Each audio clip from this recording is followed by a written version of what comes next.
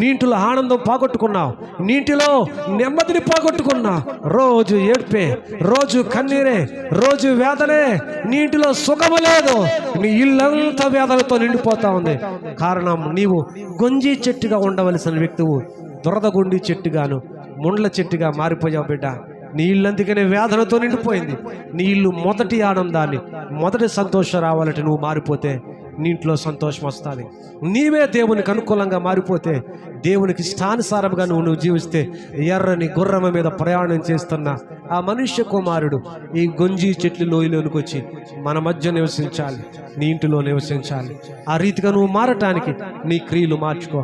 ఎవరు చూడకపోయినా దేవుడు చూస్తాడు. సిట్టింగ్లు మానే.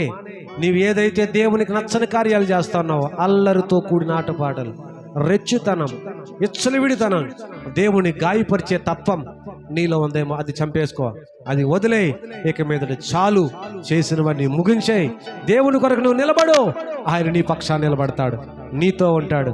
వారిలో ఒంటరైన వాడు 1000 మందికి ఉంటాడు. మనుషులు వదిలేశారా, బంధువులు వదిలేశారా, స్నేహితులు దూరంగా పెట్టారా, దేవుడు నీతో ఉంటాడు.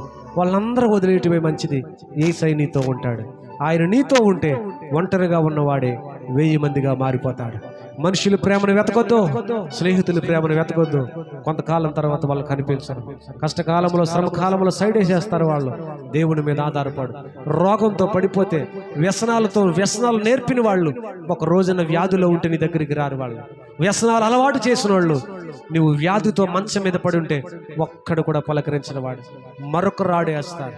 యోబుతో కొంతకాలం ఉన్నారు 4 స్నేహితులు. యోబుకు కష్టకాలం వస్తే ఒక్కడు ఆదుకోలేదు. కష్టాన్ని బట్టి రాడేస్తా ఉన్నారు, కష్టాన్ని బట్టి హింసిస్తా ఉన్నారు. అరే, ఇంత ఆస్తి దుర్మార్గంగా సంపాదించావన్నారు. అన్నీ ఉన్నప్పుడు అనలేదా మాట? ఆరోగ్యంగా ఉన్నప్పుడు అనలేదా మాట? అందరికీ కూడా భోజనం పెట్టేటప్పుడు అనలేదా మాట? అన్నీ పాగొట్టుకున్నప్పుడు వచ్చి అంటారు, ఏమీ లేనప్పుడు అంటారు ఆడేమీ చేయలేడని, ఆడ వల్ల ఏమీ అవదని, రోగములో ఉన్నాడని, ఇక చనిపోవడానికి సిద్ధంగా ఉన్నాడని ఎరిగి ఇష్టానుసారంగా మాట్లాడేస్తా ఉన్నారు. నువ్వు చావుకు సిద్ధమవుతే నీ స్నేహితులు నవ్వుకుంటారు. 10 మందికి చెప్తారు, ఎందుకు చచ్చిపోయాడు తెలుసా, వాడు వ్యసనాలు ఇవి, వాడు అలవాట్లు అవి, వాడు కోరికలు అని చెప్తారు వాళ్ళు.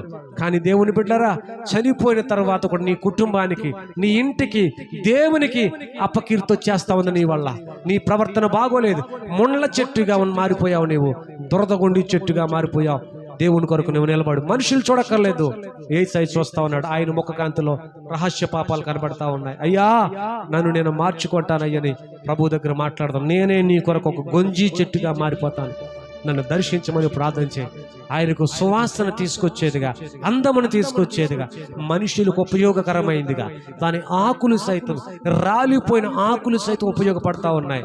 కింద పడిపోయిన ఆకులు సైతం కూడా మనిషికి ఆరోగ్యాన్ని తీసుకొస్తా ఉన్నాయి. దేవుని బిడ్డారా, నీ భక్తి మరో వ్యక్తికి ఉపయోగకరంగా ఉండాలి. నీ భక్తి నీ ఇంటి వారికి ఆశీర్వాదంగా ఉండాలి. నీ భక్తి నీ ఫ్యామిలీకి దీవెనకరంగా ఉండాలి. నీ స్నేహితులకు ఆశీర్వాదకరంగా ఉండాలి. కింద పడి ఎండిపోయిన ఆకు సైతం కూడా గొంజి చెట్టు ఆకు ఉపయోగకరంగా మారింది, మనుషులకు ఔషధంగా మారింది. ఏది నీలో ఇది, దాని పుష్పములు అవి గుత్తులుగా ఆకర్షణీయముగా అందాన్ని తీసుకొస్తా ఉన్నాయి. దాని ఆకులు ఆ యొక్క పర్ణశాలల పండుగలో పర్ణశాల కట్టుకోవడానికి దాని పైకప్పుగా పనిచేస్తా ఉన్నాయి. గొంజి చెట్టు ఉపయోగకరంగా మారింది. ఏది నీ బ్రతుకు, ఏది నీ ప్రవర్తన. జకర్యాది ప్రవచించాడు. జకర్యా ప్రవచనములో, అయ్యా మీ ప్రవర్తన బాగోలేదు, ఎర్రని గుర్ర మీద ప్రభు వస్తా ఉన్నాడు, ఆయన వైపు తిరగండి అయ్యా. గొంజి చెట్ల లోయలో ప్రభు వస్తా ఉన్నాడు, ఆయన నివసించే విధంగా మీరు మారండి అయ్యా.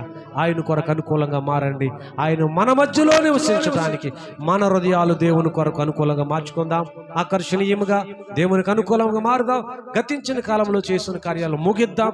ఇక మీదట నూతన బ్రతుకుదాం. దేవుడి మాటలు మన వినుకుల్లో దీవించుగాక. అందరము పైకి లేచి నిలబెడదాం. స్తోత్రం, స్తోత్రం. అందరూ పైకి